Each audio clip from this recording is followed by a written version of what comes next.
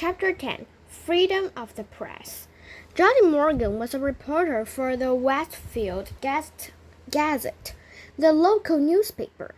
Westfield was a quiet little town. There was an occasional burglary. The teenagers got rowdy once in a while, and there was some shouting at the town council or the planning board now and then.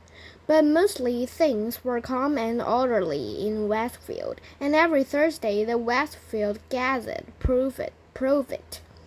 Ted Bell sold advertisements for the paper, and he had a daughter in 5th grade at Lincoln Elementary. He told Johnny that a bunch of 5th graders were making trouble, and there were not obeying teachers anymore, that there was something about a secret code word they were all using. And half of the students had been kept after school one day last week, including his own little girl. The only other story Johnny was working on was about 18 new trees that were going to be planted along East Main Street. The trees could wait. This thing at the elementary school sounded like a real story. So Johnny Morgan showed up at Lincoln Elementary School at 3 o'clock, the day after Mrs. Chatham had been to visit Nick's parents. The sign on the door said, "All visitors must report to the office," and she did. On the bulletin board outside the office, Johnny saw Mrs. Granger's notice about the punishment for using the word Frindle. She stepped back 2 places, aimed her camera at the notes, and snapped a photo. He read the notice once more and then stepped into the office. Mrs. Freed, the school secretary, looked up and smiled. "May I help you?" "Yes, I'm sure you can. My name is Johnny Morgan, and I work for the Westfield Gazette.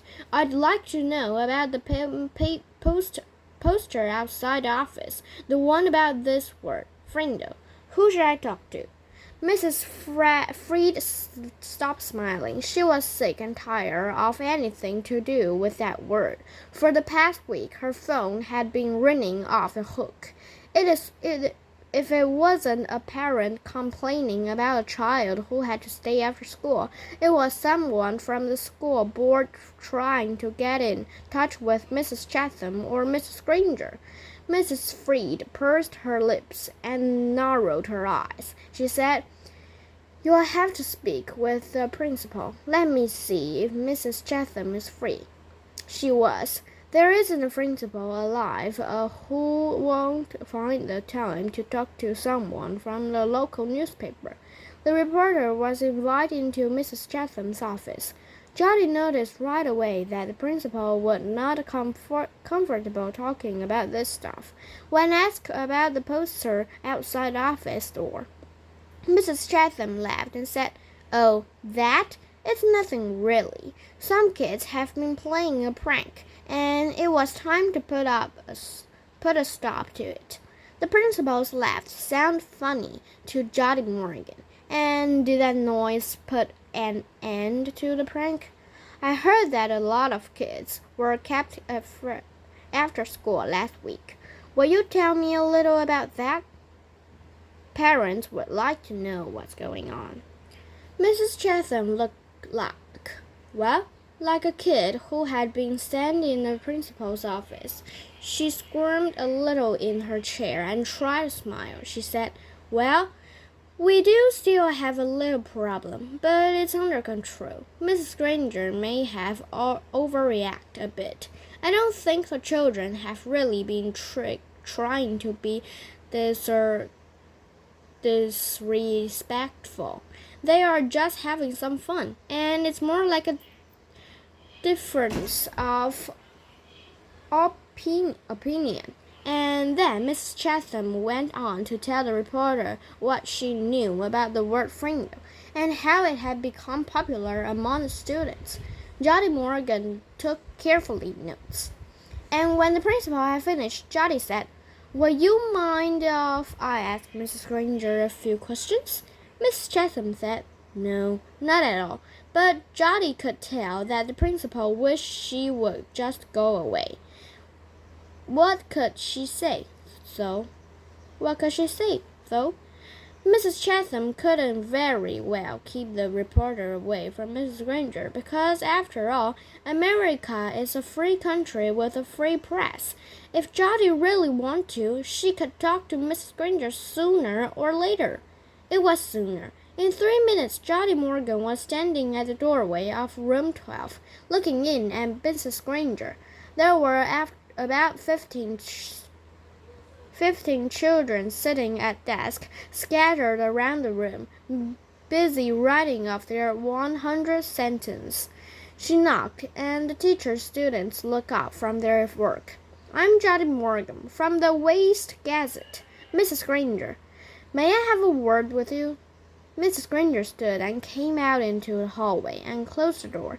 Jody could see past her and saw that everyone in the room was staring to listen. Jody noticed Mrs. Granger's eyes right away. Gray, maybe black, with a little gold, and very sharp, but not hard or mean, just bright and strong. The reporter didn't waste a word. So I heard that you plan to stop the students from using their new word. How goes the battle? Mrs. Chatham did not smile, and her eyes got even brighter. First of all, it is not a battle. I am merely helping my students to use that this foolishness should stop. Such a waste of time and thought. There is no reason to invent a new and unless word, useless word. They should each learn to use the word we already have. But of course, all of this is just a silly fad. And when you add an E to fad, you get fade. And I predict that this fad will fade. Jody looked up from her note and pad and asked, any idea how it all got started? Mrs. Granger's eyes seemed to almost catch on fire at that question, and she said, yes, I have a very good idea how it all got started. It was one young boy's idea, a fifth-grader student named Nicholas Allen. And now you will have to excuse me, Miss Morgan, for I have papers I must get graded. And with a brief, firm head shake, Mrs. Granger ended the interview.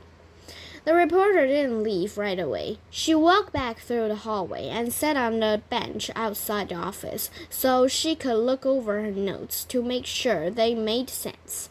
It took her about 5 minutes. This Jody stood up, put a notebook into her large black purse, waving goodbye to a frowning Mrs. Freed, and headed out the door. As she walked to the parking lot, 5 or 6 kids who had just finished writing their sentence for Mrs. Granger came out another door. Jody walked beside them, listening to them laughing and joke. Then she asked them, why do you kids keep saying Frindle? Don't you hate staying after school? A boy who was almost falling over from the weight of his backpack looked up at her and smiled. It's not so bad. There's almost a bunch of my friends there. I'm writing that sentence 600 times now. And then the kids said Mrs. Granger didn't even look at their punishment papers anymore. They were sure, because where you were supposed to write, I'm writing this punishment with a pen. Everyone was writing the word Frindle every 4th or 5th sentence, and Mrs. Granger hadn't said anything. One girl bragged that she had written the word Frindle 45 times on her sheets today. She grinned and said, that's a new record. And this boy named Nick. Jody asked, has he had to stay after school too? The kids giggled, and a tall boy with reddish-brown hair and glasses said, Mrs. Granger had kept Nick after school so much that everyone thinks she wants to adopt him. The reporter smiled and said, do you think I could find Nick and talk to him this afternoon? The boy looked at Jody for a second and said, I don't think Nick would want to talk to you right now. He might say something stupid and get himself in trouble. Then he grinned at his friends. The kids laughed and poked and punched each other and headed off down the block. Jody drove back to her office and started writing. The next morning, a brown envelope arrived at the Gazette office, addressed to Jody Morgan, and below her name was written, Frindle Story. When Jody opened it, there was a class picture. The fifth grade at Lincoln Elementary School, while Mrs. Granger and the six other teachers were standing at the end of the rows, and the kids were dressed neatly, hair all combed back. But there was something odd about the picture. The reporter looked closely and saw that each kid was holding up a pen, and each little mouth was puckered in the same way. She was puzzled for a second, but then she said softly, Of course, they're all saying Frindle. Written on the back of the pictures in neat cursive as third row, fifth from left. Jody looked at the picture, and there she saw the same green red-haired boy with glasses that he had talked to in the school parking lot yesterday. She chuckled and said, Well, well, well, pleased to meet you, Mr. Nicholas Allen.